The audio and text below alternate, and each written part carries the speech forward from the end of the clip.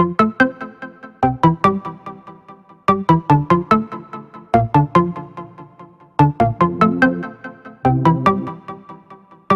noaptea de 29 spre 30 octombrie 1992, la orele 2:15, mașina în care se deplasau Doina și Ion Aldea Teodorovici spre Chișinău a intrat într-un copac în apropierea localității Coșereni, la 49 de kilometri de București. În mașină se aflau 4 persoane. Șoferul și însoțitorul au scăpat fără nicio zgârietură, în timp ce Ion și Doina, aflați pe bancheta din spate, au fost striviți între greutatea mașinii și copacul de pe marginea drumului de care mașina s-a izbit.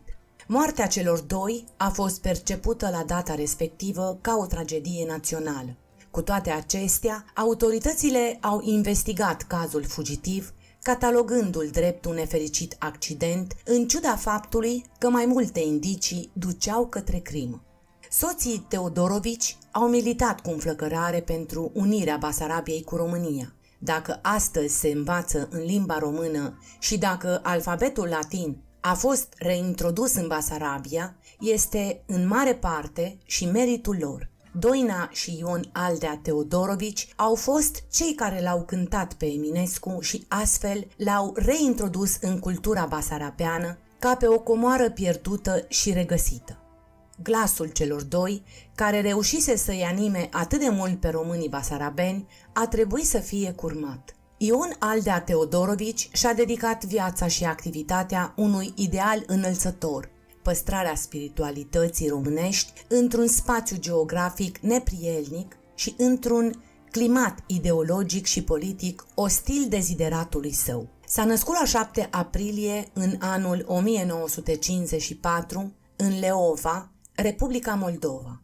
Înclinația către muzică, manifestată de timpuriu, i-a fost cultivată de părinți. Tatăl, profesor de muzică, iar mama medic. Studiază pianul și vioara, dar înainte de absolvirea conservatorului, debutează cu creații proprii. Are o activitate foarte prodigioasă. Compune muzică simfonică, sute de cântece de estradă și pentru copii, semnează coloanele sonore a peste 16 lungmetraje și 319 spectacole ale Teatrului Dramatic din Chișinău. Colaborarea cu poeții Grigore Vieru, Adrian Păunescu este îndelungată și fructuoasă.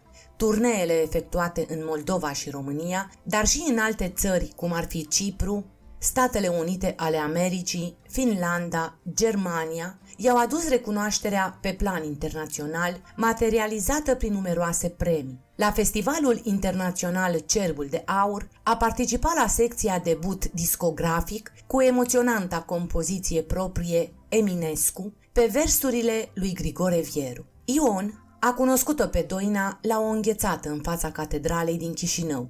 Rafinamentul Doinei, frumusețea și eleganța distinctă l-au frapat din primele clipe pe Ion.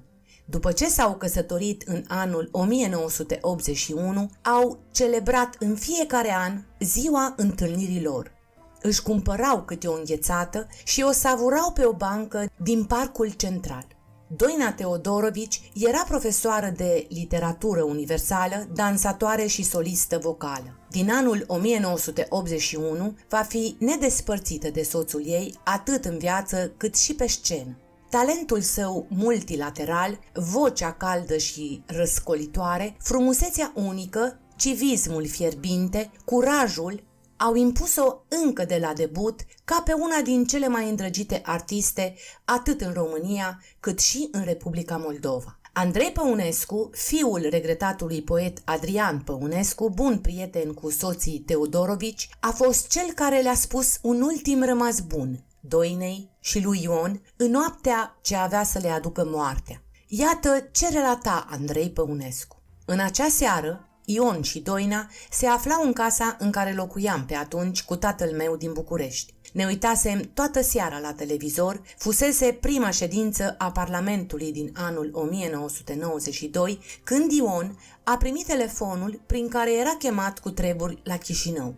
Atunci Doina, într-o sumbră premoniție, a refuzat să plece în drum spunând speriată că va muri. Încercările sale de a-și îndupleca soțul să amâne plecarea au fost zadarnice. Ion și Doina aveau mai multe proiecte, printre care și deschiderea la București a Teatrului Unirea. Planul lor părea să prindă contur, mai ales că erau destule persoane care îi susțineau și îi încurajau. De aici acest du-te vino continuu, acest zbucium mereu pe drumuri, București-Chișinău, Chișinău-București. Ultima plecare spre casă avea să fie cumplită. În miez de noapte, soții Teodorovici pleacă spre moarte.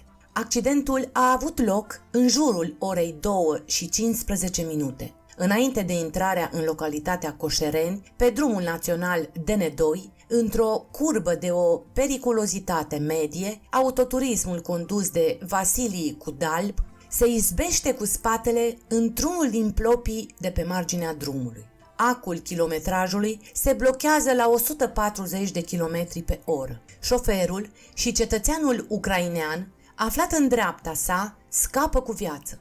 Ion Aldea Teodorovici moare pe loc. În jurul orelor 2:30, o ambulanță ajunsă la fața locului o preia pe Doina Aldea Teodorovici, care se afla în comă. Salvarea se îndreaptă cu toată viteza spre București. Pe drum, Doina își recapătă pentru moment cunoștința. Strigă de câteva ori, după care adorme pentru totdeauna.